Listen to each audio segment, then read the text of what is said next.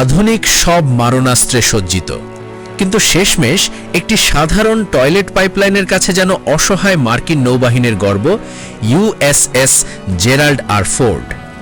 সাগরের বুকে ভাসমান এই শহরটি এখন এক বিচিত্র সংকটের মুখে।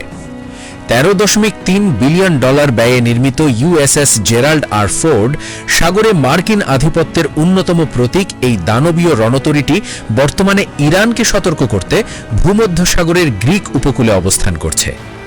ডেক থেকে গর্জে ওঠা F-35 লাইটনিং কিংবা সুপার হর্নেট যুদ্ধবিমানগুলো যখন শত্রুর বুথে কাঁপন ধরাচ্ছে, তখনই জাহাজের ভেতরে চলছে এক ভিন্ন লড়াই।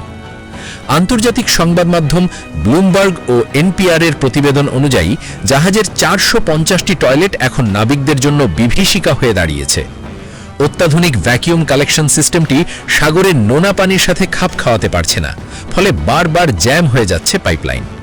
অবস্থা এমন পর্যায়ে পৌঁছেছে যে রণকৌশল সাজানোর বদলে নাবিকদের এখন টয়লেটের লাইনে দাঁড়িয়ে থাকতে হচ্ছে ঘন্টার পর ঘন্টা।